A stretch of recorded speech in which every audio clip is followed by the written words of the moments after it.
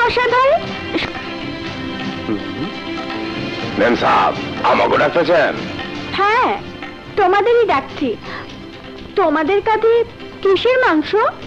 গরুর রান। এটা কি 1 নাম্বার গরুর মাংসের রান? বিশ্বাস না হয় আপনার নিজের চোখে দেখতে পারেন ম্যাডাম। এই মাত্র জবাই দিয়ে নিয়ে আইলাম, আপনার নিজের চোখে দেখতে পারেন। তাই? আসেন ম্যাডাম। ঠিক আছে, চলো নিজের চোখে দেখে নিলেই ভালো, কারণ এই মাংস আগামীকাল ঈদের দিনে এতিম শিশুরা খাবে। তো চলো।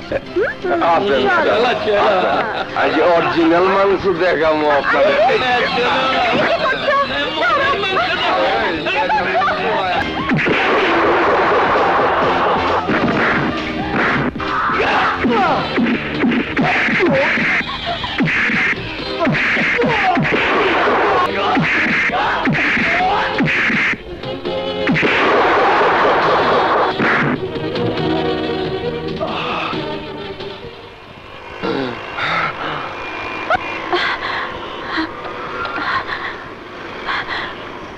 আপনি আমার ইজ্জত রক্ষা করেছেন, তাই সামান্য টাকা দিয়ে আপনি ঋণ পরিশোধ করতে চাই।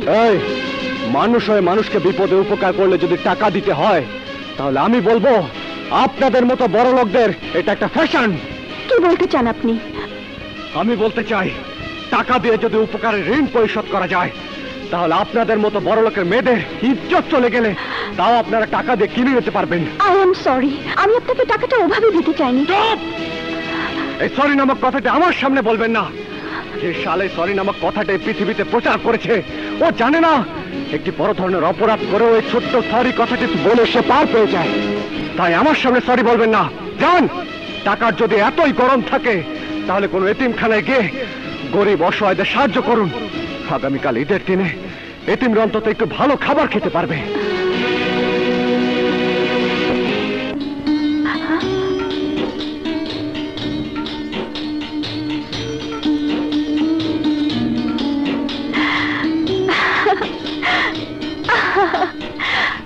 টাকার যদি এতই গরম থাকে, তাহলে কোনো এতিমখানায় গিয়ে গরিব অসহায়দের সাহায্য করুন। আগামীকাল ঈদের দিনে এতিমরা অন্তত একটু ভালো খাবার খেতে পারবে। হ্যাঁ, আমি আগামীকালই এতিমখানায় যাব।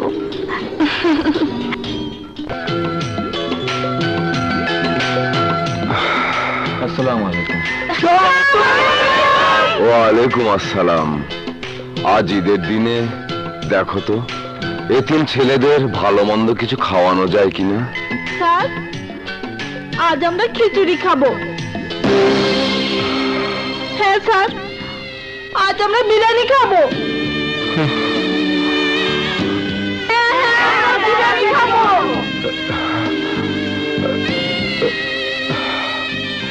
শোনো বাবারা, ফান্ডে টাকা পয়সা তেমন নেই। অনেক দাতারাই ব্যবসা মন্দা বলে সাহায্য দেওয়া বন্ধ করে দিয়েছে। স্যার, দাতারা সাহায্য দিচ্ছে না বলে কি আপনার এতিমখানা চলছে না? না বাঘা, আমি তা বলিনি। তুমি অনেক সাহায্য করেছো, আর সেজন্যই তো আমার তেমন কোনো অসুবিধা হচ্ছে না। বাঘা ভাই, আজ আমাদের বিরিয়ানি খাওয়াবে না? আরে খাওয়াবো খাওয়াবো, তোদের সবাইকে আজ পেট ভরে বিরিয়ানি খাওয়াবো। তোরা থাক, আমি নিয়ে আসছি। এই যে জনাব, আপনাকে আর কষ্ট করে যেতে হবে না। আজ ঈদের দিন, তাই বিরিয়ানি সঙ্গে করে নিয়ে এসেছি। এই যে মিস্টার, রাগ করবেন না। গতকাল যখন মাংস কিনতে গেলাম এবং অপমানিত হলাম, তখনই তো আপনি উপদেশ দিলেন অতিরিক্ত টাকা থাকলে এতিমখানায় অসহায় শিশু বাচ্চাদের সাহায্য করতে। তাই আমি নিজ হাতে বিরিয়ানি রান্না করে ওদের জন্য নিয়ে এসেছি।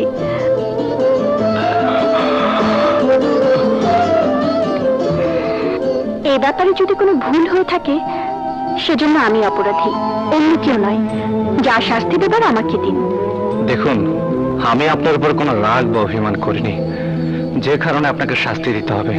বরং গতকালের কথার উপর ভিত্তি করে হোক আর নিজের ইচ্ছাই হোক, আপনি খুব ভালো। কারণ গরিব অসহায় এতিম শিশুদের দুঃখে যারা এগিয়ে আসে, তাদের ভিতরে মায়া, মমতা, স্নেহ, ভালোবাসা আছে, তারপরে না বোঝা যায়। আপনি আমাদের বোন, আপনি আমাদের মনের আশা পূরণ করেছেন, আল্লাহ আপনার মনের আশা পূরণ করবে। আয়, তোর আমার বুকের মধ্যে আয়, আয়।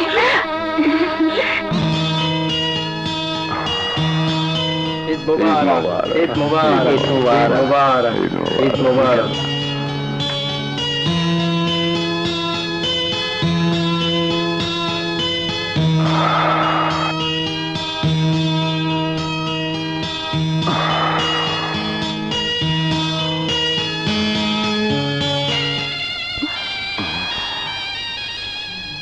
বুট্টু, আজ ঈদের দিনে মন খারাপ করে কি চিন্তা করছিস?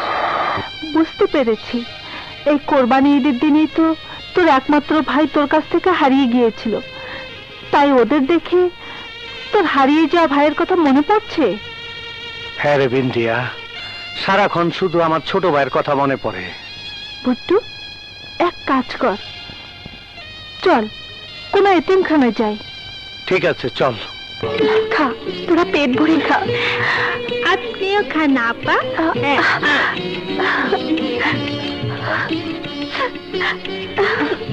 খা।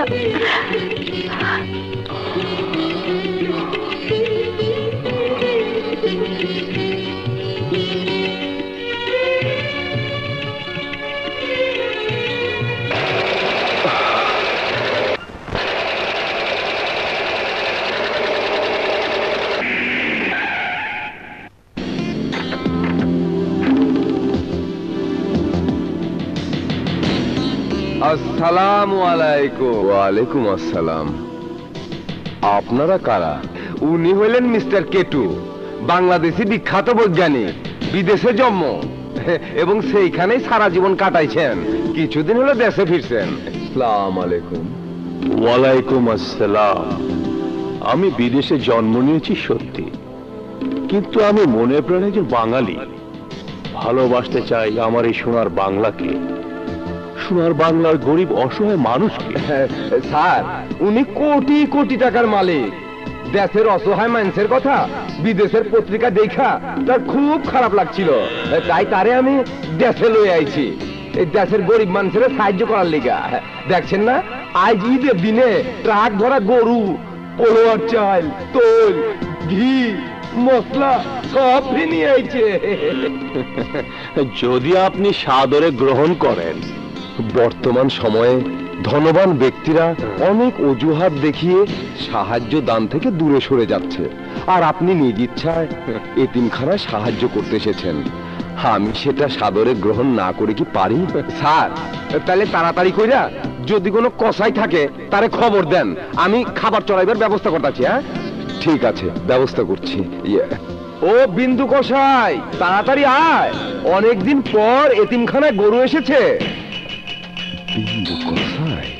কোথায় আপনার গরু? কয়টা গরু? আরে ওই দেখ, দেখেছিস ট্রাক ভর্তি গরু? এতগুলো গরু একত্রে জবাই দিতে পারবি তো? কি কোন সাব? আমি বি জুম্মন কসাইয়ের বংশধর আছি। জুম্মন কসাইয়ের বংশধররা এক লগে 50টা গরু জবাই দিবার পারে, তাতে বুকের পাটা বি কাঁপে না। কোনো চিন্তা করেন না, এই গরু জ্ঞান 10 ট্রাক গরু আমি এক লগে জবাই দিবার পারি, তাতে আমার বুকের পাটা বি কাঁপবো না। হা হা স্যার, কসাইয়ের বংশধর জুম্মন কসাই 10টা গরু আমি একত্রে জবাই দিবার পারুন। জুম্মন কসাইয়ের বংশধর আমি, জুম্মন কসাই, জুম্মন কসাইয়ের বংশধর, জুম্মন কসাই। এই দেবী থাম। ওই!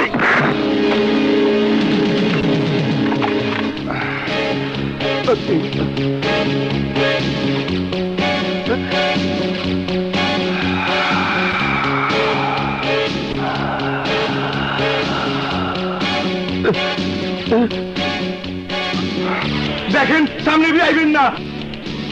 তাও দিয়ে আইতেছে, আপনার চক্ষু দুটো বাঘের মতো কোথায় গেল? কিন্তু যদি চিনতে পারে আমার সর্বনাশ হইব।